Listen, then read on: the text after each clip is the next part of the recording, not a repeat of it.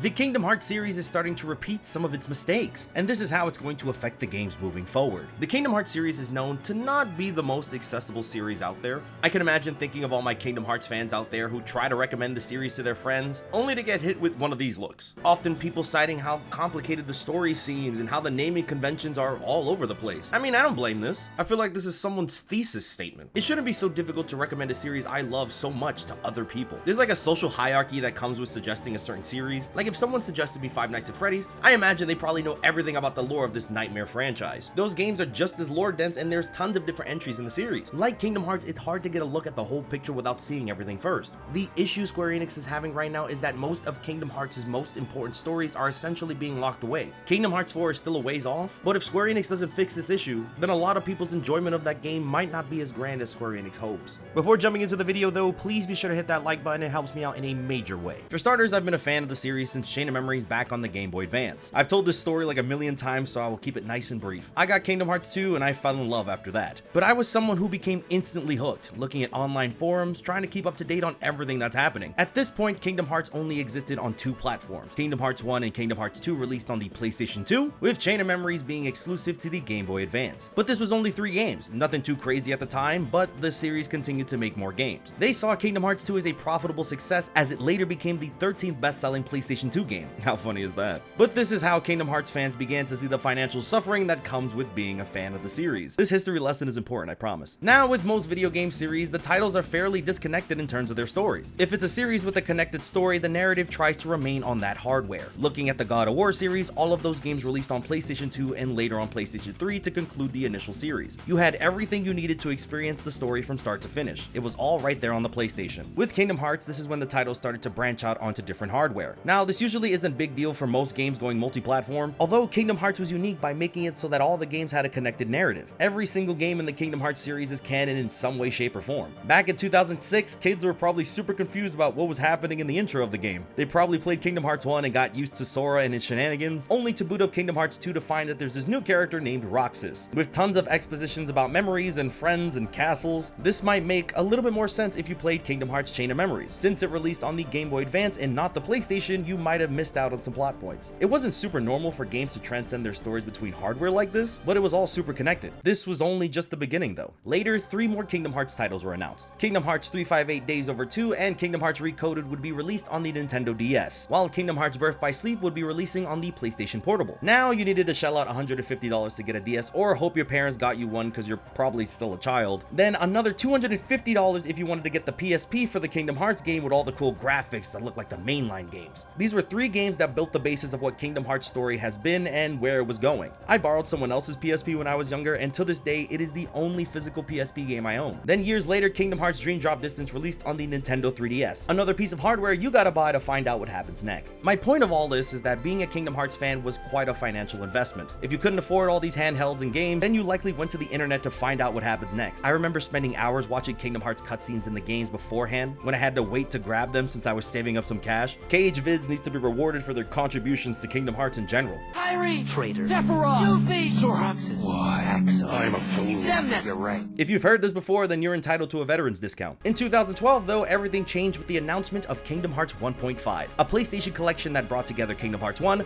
Chain of Memories, and Days all under one title. Kingdom Hearts Key also came out. We'll talk about you later, trust me. With the title being called 1.5 alone, we knew that it was a matter of time before Kingdom Hearts 2.5 was announced. And they did exactly that in 2013 by showing off 2.5 being Kingdom Hearts 2, Birth by Sleep, and a cutscene version of Recoded. And yeah, they announced a little game called Kingdom Hearts 3 that same year, or whatever, something, who knows. All jokes aside, these 2 collections were available on PlayStation with 6 incredible Kingdom Hearts stories attached to them. Now, wouldn't it be crazy if they also remade that last game that released on the 3DS? And then we got blessed with Kingdom Hearts 2.8 acting as the final piece needed for everything to be ready for Kingdom Hearts 3. That means there were 2 Kingdom Hearts collections stuck on PlayStation 3, but a new shiny collection was coming to PlayStation 4. Oh wait, Square Enix decided to make it even easier by making those 2 collections and bringing them to PlayStation 4 and putting them all on one disc. Now you just needed to buy 2 collections to know everything. Oh wait, Square Enix literally thinks of everything. They went ahead and announced Kingdom Hearts The Story So Far, which is Kingdom Hearts 1.5, 2.5, and 2.8 all within a single package. This was the ultimate thing to recommend to new players. It had everything everything you could hope for to get ready for Kingdom Hearts 3, and that was great. Fast forward a little bit and Square Enix decides to put it all together, releasing Kingdom Hearts all in one package, which is exactly what it sounds like. It had everything mentioned and Kingdom Hearts 3 all on the inside. Immediately, this is it. This is the ultimate piece of Kingdom Hearts content out there. I can look at you right in the eye and tell you this is everything that a Kingdom Hearts fan needs. There's so much content here, but ultimately you're able to experience all the series has to offer. And the best part of this version is that they continue to use it moving forward when porting the games to other hardware. Now this collection is pretty much available on everything, making the Kingdom Hearts series more accessible than ever before. Now I want to remind you, it was so hard to try and scramble together everything needed to put this story together. I was someone who would constantly recommend my friends to try out the series, but they would hit me with that I was too scattered or that it was too complicated to get into. Now I can just hit them with this collection and they'll have everything that they'll need. But that feeling is slowly coming to an end, as I believe we're about to enter a new cycle of Kingdom Hearts. Now, you remember that Kingdom Hearts key thing I mentioned earlier? Yeah, that is going to get a lot more influential as time goes on. Initially released as a browser title and later remade into a mobile phone game, Kingdom Hearts Key had its own set of content to follow. It takes place years before the events of the current Kingdom Hearts games. With it being a Kingdom Hearts title, everything in this mobile game is considered canon in the series. The story was fairly isolated in the mobile realm until Kingdom Hearts 2.8, where this section of the story was finally made available to PlayStation players, but only a small fraction of it. With Kingdom Hearts Union Cross, the story was released throughout time with monthly updates featuring crucial story updates for those games. Moving forward to Kingdom Hearts 3, the Union Cross stuff mainly seems to be in the background. You can go into Kingdom Hearts 3 fairly competently without knowing anything about Union Cross. It's still mainly a story about Sora finding his friends and going to Disney Worlds. When Kingdom Hearts 3 finally released, we were able to see where Union Cross started to show its head. And we were right, it was fairly isolated from the rest of the stuff that was going on in the story. Although that changes when we reach the game's secret ending, which has completely altered how Union Cross is featured in the series. These characters do appear in Kingdom Hearts back cover, which is a movie that was included in the 2.8 collection, but that only gives you a small look of the full Union Cross story. These little phone characters have made their way to the big screen on a big budget CGI animated scene, and you know when they bring that beefy CGI when Kingdom Hearts is only about to go crazy, whether it be in the openings or the amazing action sequences,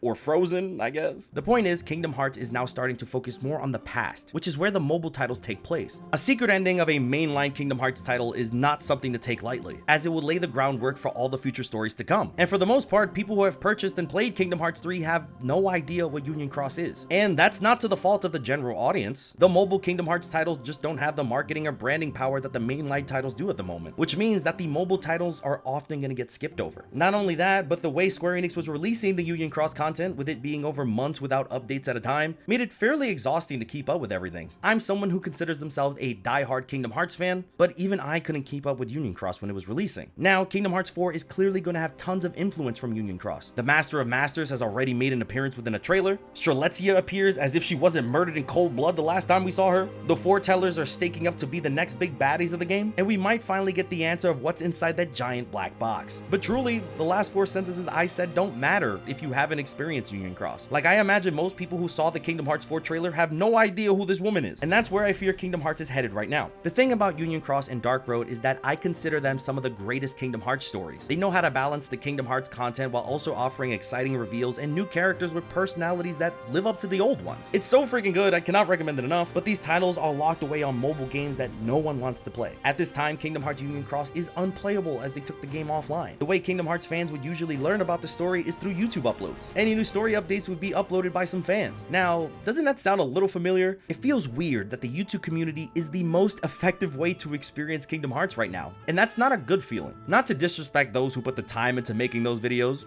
I also make those videos. But wouldn't it make more sense for the game company to want to make these stories more accessible, since these stories make all of them much more money? Especially when your new massive Kingdom Hearts 4 is littered with hints to these mobile stories. We're back in a position where Kingdom Hearts stories are split up all over again. We have the console stories that most people have experienced, then we have the mobile stories that have only become more important as time moved on. These two things are melding together into one. The influence of Union Cross was pretty minor in Kingdom Hearts 3, making it so new players could get fairly through it without knowing much about the mobile games. But I don't think the same thing is gonna fly for Kingdom Hearts 4. For new Kingdom Hearts fans, I'd recommend the all-in-one collection and a handful of YouTube videos, since there's no other way to experience these games at the moment. Fortunately, there is an easy way to avoid all of this from happening again. Square Enix needs to remake Kingdom Hearts Union Cross and Dark Road into a console title before the release of Kingdom Hearts 4. Sounds easy, right? This title will act as the completed version of the Age of Fairy Tales, telling the story from the player perspective and his journey through Daybreak Town. Kingdom Hearts Dark Road would also be included as an additional playable episode. Similar to how Kingdom Hearts 0.2 had a similar smaller section with a playable Aqua, I think it's absolutely essential for both of these to release before Kingdom Hearts 4 so players can get the full experience. Plus, it would make it so that all the current mobile titles have their story on the same hardware as the rest of the games. And the players can learn everything about their final threat before the release of Kingdom Hearts 4. Plus, these stories are incredible and need a bigger budget behind them. God, please. I also wouldn't want it to be just a movie since there's so much content in Union Cross. I feel like allocating that to a movie would just be an absolute pacing nightmare. Please make it into a full game, Square, I beg. It's the very beginning of the Kingdom Hearts series narratively, and most of your general audience has no idea about it. I'd love to live in a world where I can go, yeah, you can get Kingdom Hearts all in one collection, the Union Cross remake, and Melody of Memory if you're feeling funky, and then you'll be ready for Kingdom Hearts 4. Of course, I can't neglect to talk about Kingdom Hearts Missing Link. Now, this is the newest Kingdom Hearts mobile title that pushes the story forward. It's not out yet, but the gameplay is more akin to a traditional Kingdom Hearts game. We don't know how the story of this game is going to be distributed, but ultimately, I don't think it's going to matter just yet. If Kingdom Hearts Union Cross has taught me anything, I imagine Missing Link is going to be the setup for beyond Kingdom Hearts 4. The game will likely continue running after Kingdom Hearts 4 is released and will feature some story content for Kingdom Hearts 5 or whatever they decide to call it. But I do think the Age of Fairy Tales is essential to know about, so I hope they remake those games. Maybe Kingdom Hearts Missing Link comes out this year, the Union Cross remake comes out in 2024, and then Kingdom Hearts 4 in 2025? That doesn't sound like an awful release schedule, to be honest. Well, of course, let me know what you think about all of this. Do you think Square Enix will be able to fix this plot separation problem, or will they come up with a new way to tell us Kingdom Hearts stories? Of course, we'll just have to wait and see. Thank you all so much for watching. Please be sure to comment, like, subscribe, and stay awesome.